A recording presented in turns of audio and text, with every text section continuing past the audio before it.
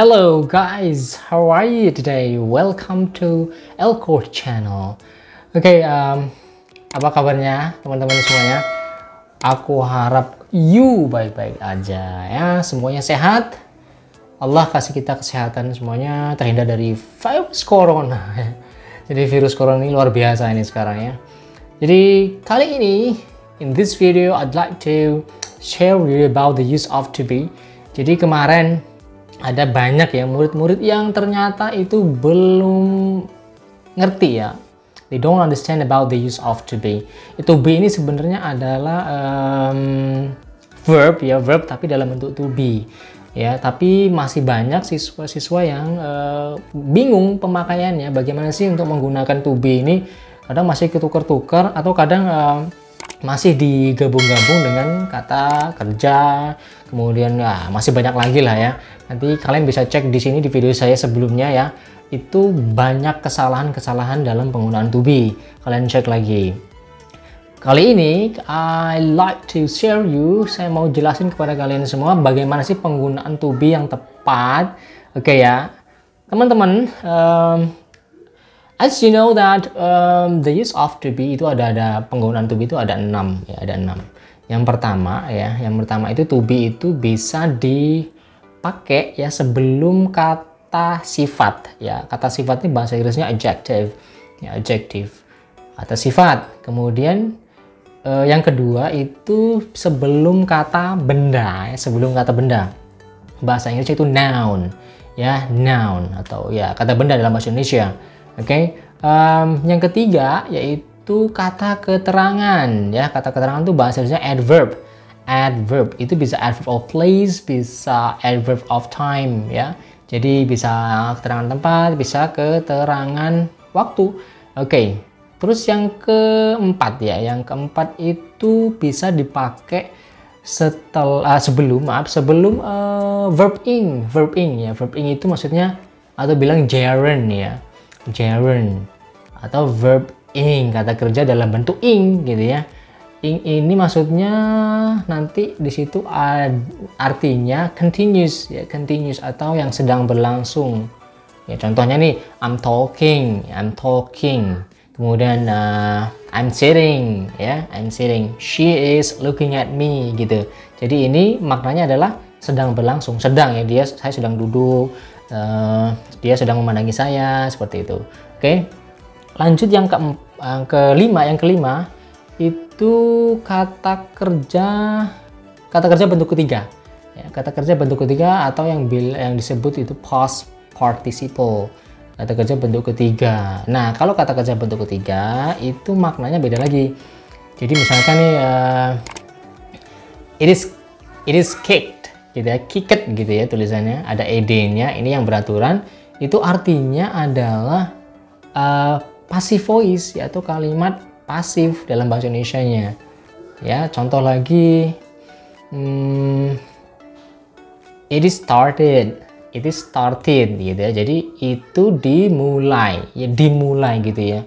Jadi ini disebut kalimat pasif, yang ada di, kemudian ada yang ter ya, itu dalam bahasa Indonesia.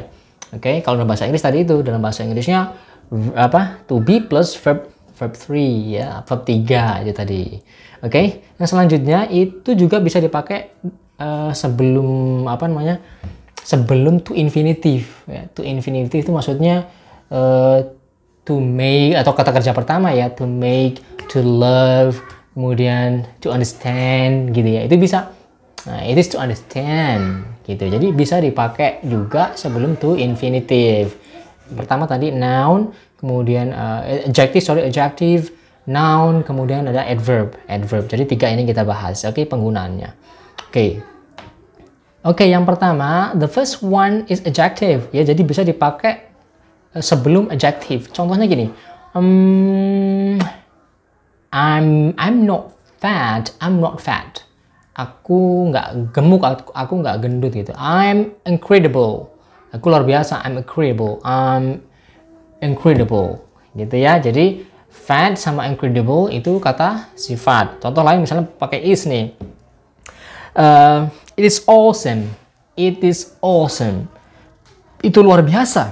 It's awesome. Gitu. Awesome ini juga kata sifat. Oke. Atau lagi misalkan my friends are beautiful. My friends are beautiful. Kawan-kawanku cantik. Nah, beautiful di sini adalah kata sifat.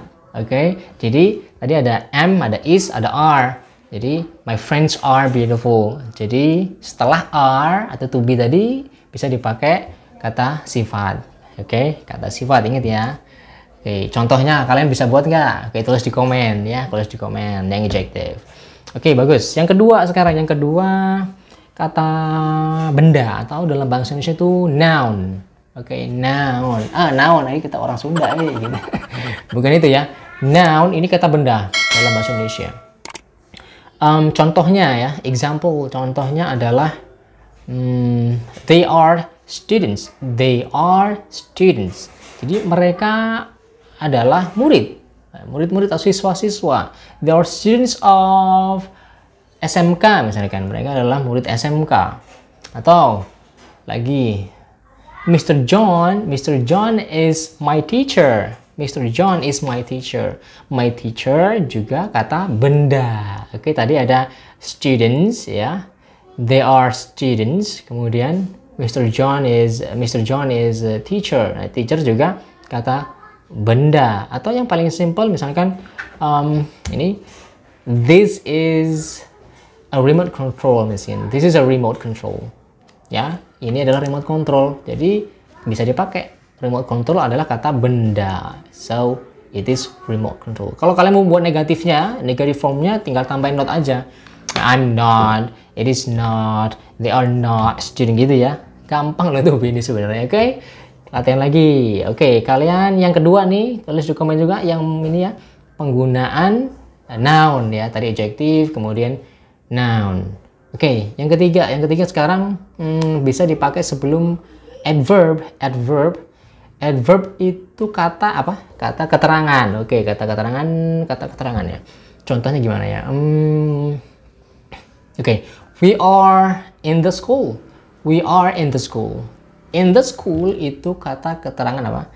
Kata keterangan tempat ya. Oke, adverb of place. Jadi keterangan tempat. Bisa we are in the school. Oke. Lagi we are in the swimming pool. In the swimming pool itu kata keterangan tempat.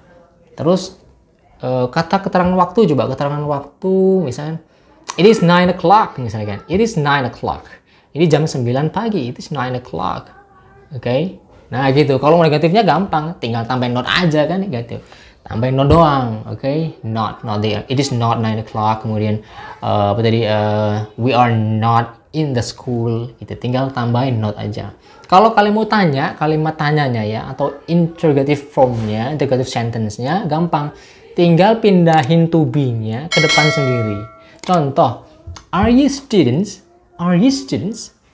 Am I handsome? Am I handsome? Oke. Apalagi misalkan, is she your mom?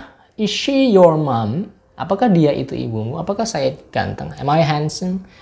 Gitu. Is it 9 o'clock? Is it 9 o'clock? Is-nya taruh depan. Pokoknya semua to be-nya taruh depan kalau kalian membuat interrogative form-nya, interrogative sentence-nya. Oke? Gampang kan? Nggak usah khawatir. Bahasa Inggris itu mudah, gampang banget. Yang penting kalian mau belajar. Oke? Dan praktis setiap hari. Oke? Jangan lupa teman-teman subscribe ya di sini. Jangan lupa untuk support saya dan kawan-kawan. Oke? Please, I really need your support. Oke, langsung kalau ada pertanyaan bisa di komen. Oke, bye-bye. Thank you so much.